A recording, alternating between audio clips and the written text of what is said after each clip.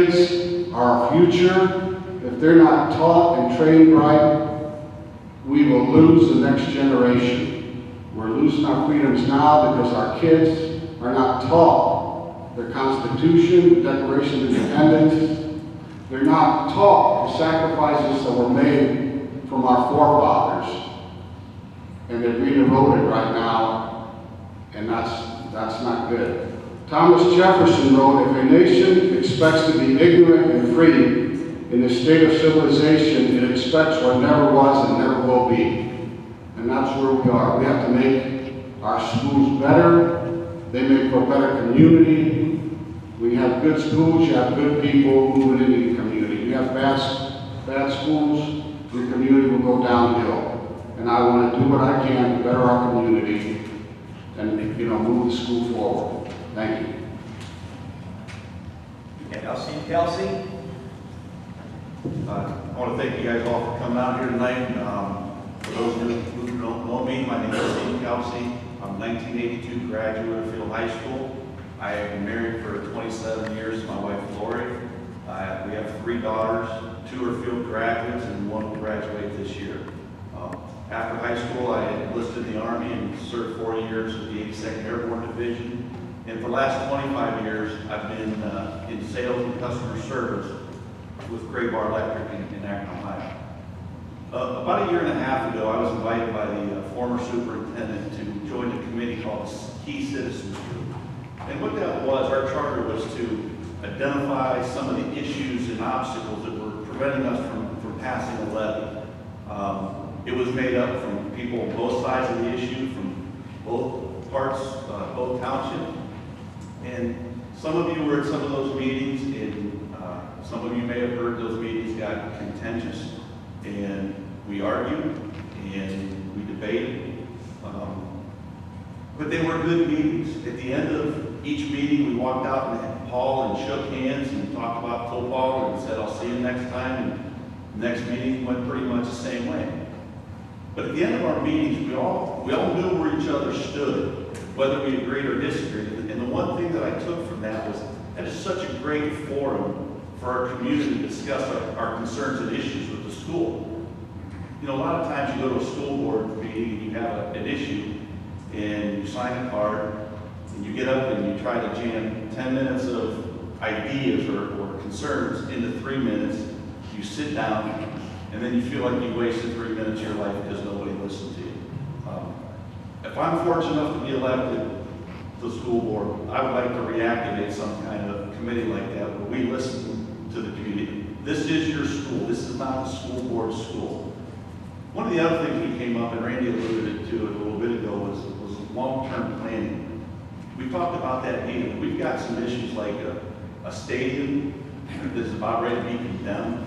We have a parking lot that's probably one of the worst parking lots in Northeast Ohio. And they just seem to just linger from year to year because we don't have a long-term plan of where we want to be. And we don't need the money today to build a stadium. We just need to set a goal out there to achieve that at some time and work our way towards it. It's funny, the other night I talked to one of the candidates after another candidate tonight, and we looked at each other and said, man, if we're elected, can we do this? And we kind of laughed. But it is a very daunting task. And it took me back to a letter I received. It was somebody forwarded to me an email. It was from the Medina superintendent who retired in 2006, named Charlie Irish. For those of you who don't know what happened out there was a lot of problems with the school board and the superintendent and his contract. And it talked about the job of the school board and what you have to do. Our job is not to come in and tell the superintendent how to do his job. Nobody likes to be micromanaged. I certainly wouldn't do that to somebody else. But this is an elected position, and we're quote-unquote politicians. We all sit here and go, how do I get you to trust me? And another thing in that letter was, that's the wrong approach. I shouldn't be asking you to trust me. I'm telling you that I will trust you to bring the issues to me. We will work together to resolve them. And whether we're right or wrong, when the issue and the results are in, we all take a share in it and we move forward. This is your school. No 5 people are going to be successful bringing their own ideas to this school board. It will just be 5 people doing it, getting their idea passed or not passed, and fighting, and then 4 years from now, we're in the same spot we were. So to wrap it up, I just want you to know that if I'm elected, I will listen to you, and we will work together to solve our district's problems. Thank you. And now Carl Crawford. Hello, good evening, and I want to extend thanks to Terry and Ed again for helping organize this. Just some background on myself. My wife and I have been married for 15 years and built a house in Springfield 15 years ago. We have one son who's 9 years old, and he attends Springfield Elementary. In 1993, I graduated from the University of Dayton with a Bachelor's of Science degree in business with a majoring in accounting. From an employment perspective, I'm currently employed as a finance manager with Delphi Automotive in Warren, Ohio. Delphi is a leading global supplier of components for the automotive and commercial vehicle industry. I worked for Delphi for 20 years and have had a variety of assignments in finance and management, including accounting compliance, budgeting and forecasting, restructuring, as well as continuous improvement processes. My company was in Chapter 11 bankruptcy reorganization for 3 years during the economic downturn and has since emerged and been successful. During that bankruptcy, I firsthand dealt with determining how to do the same or more, yet with less people and resources. That was a difficult 3 years, but it taught me a great deal about facing imminent issues. There's no room for denial or avoidance. Issues must be faced now. I feel that this is very similar to the situation that the schools are currently facing.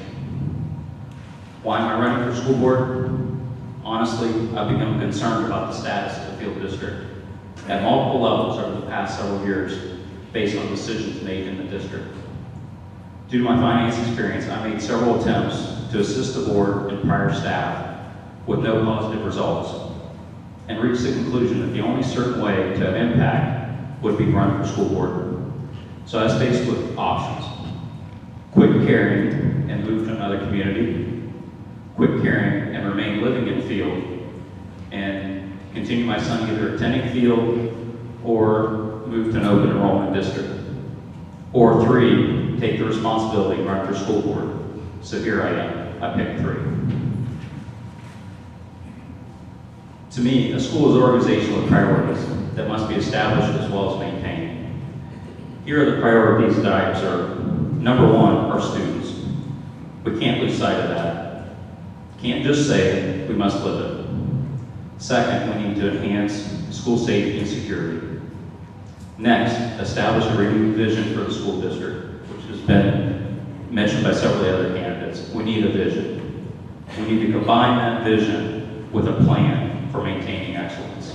We need to set a plan, follow it, reevaluate it, and adjust the plan. That's the basic way to run a business. We need to improve the partnership and transparency with the Field community. There again, this has been mentioned several times. I think we all recognize that that's an issue. And I see this as being one of the major contributors to the past levy results. We need to ensure effective and efficient decision making. We need to establish and enhance the systems of checks and balances. Lastly, and very importantly, we need to maintain responsibility for a balanced budget. That's not optional. In my work experience, I've learned to evaluate complex situations and make decisions based on both data and judgment. Difficult decisions are not simple or to be taken lightly. However, these types of decisions are generally the ones that make a significant impact. I bring a deep and broad financial background as well as strong decision-making skills that will foster positive results for the future of the Field District. I'm not linked to the school district via relatives or friends. I'm not indebted to or owed anything from anyone. This provides me a clean slate to do nothing more than the best for the students in the community. I view the school board as a steward for the community. Its children, its future, and its tax dollars. I'm both ready and willing for that responsibility. Thank you. Okay,